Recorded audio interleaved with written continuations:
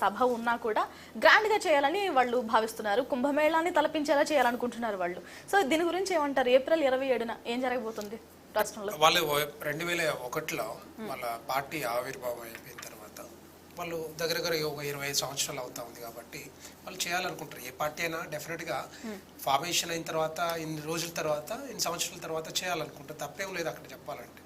ఇప్పుడు ఏంటంటే భయం ఏంటంటే కాంగ్రెస్ పార్టీకి ఈరోజు కేసీఆర్ మాట్లాడినా, రేపొద్దు కేటీఆర్ మాట్లాడినా, హరీష్ రావు మాట్లాడినా ఈ 15 నెలల కాలంలో కాంగ్రెస్ చేసింది శూన్యం కాబట్టి రేపొద్దున కాంగ్రెస్ వాగ్దానాలు, హామీలు ఇవన్నీ కూడా బయటకు వస్తాయి.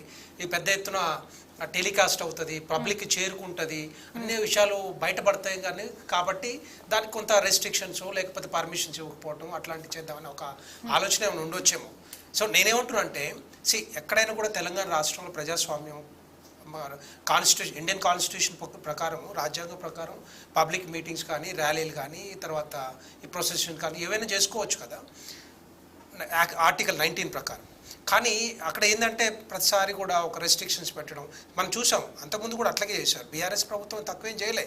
వచ్చిన కాలంలో కొత్తలో కొన్ని ఛానల్స్ మీద రెస్ట్రిక్షన్సే పెట్టారు, కంప్లీట్గా మూసిపడేశారు.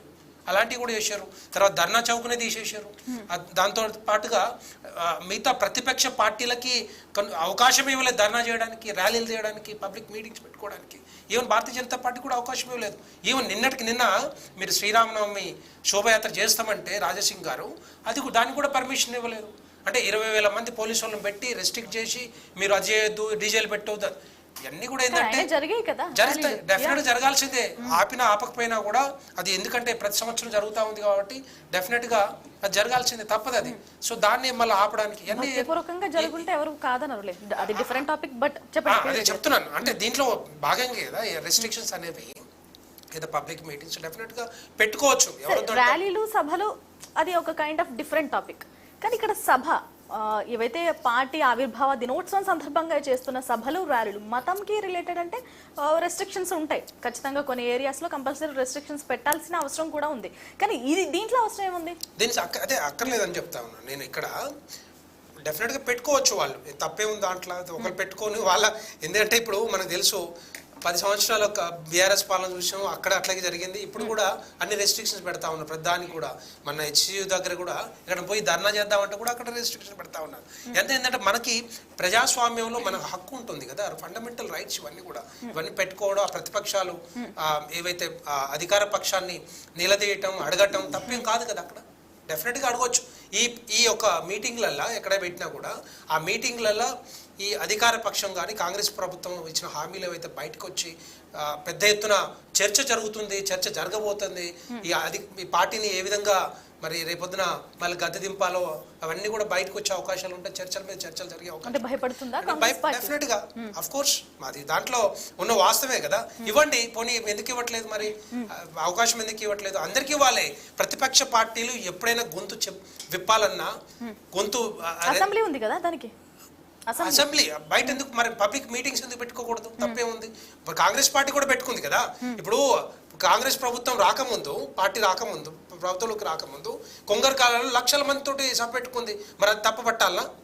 ఎందుకు తప్పు పెట్టకూడదు?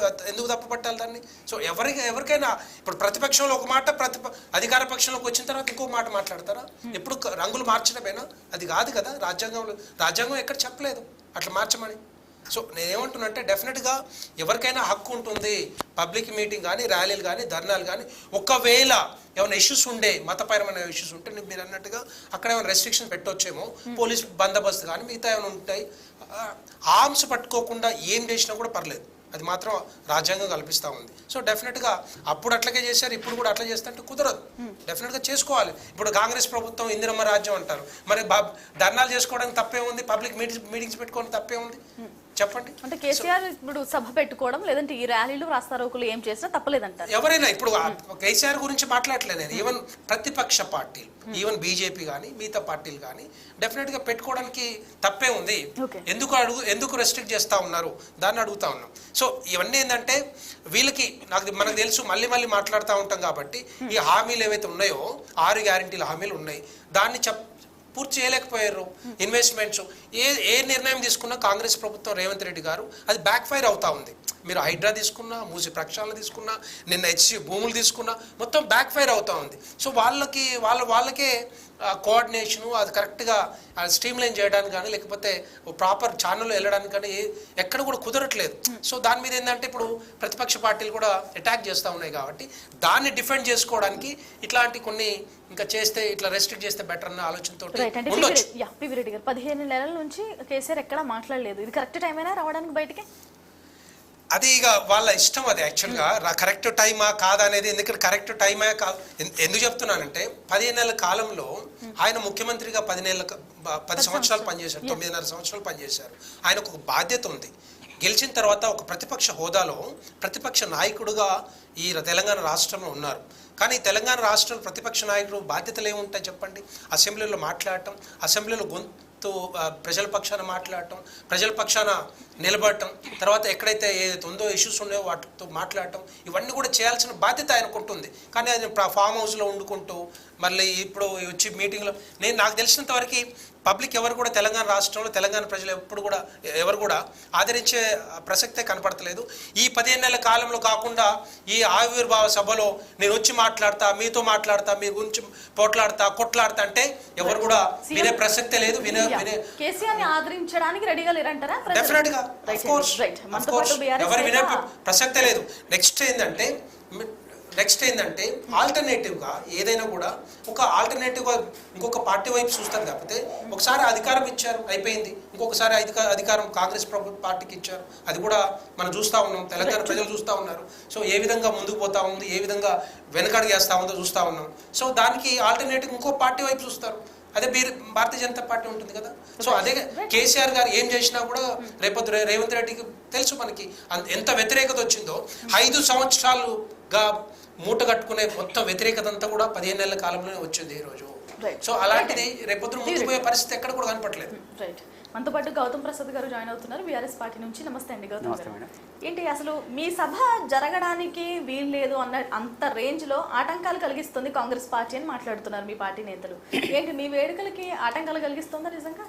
ఖచ్చితంగా ఆ వేడుకలకే ఆటంకం కలిగించాలనే ఉద్దేశంతోనే వాళ్ళు ఇప్పుడు ఆ సర్క్యులర్ తీసుకురావడం జరిగింది.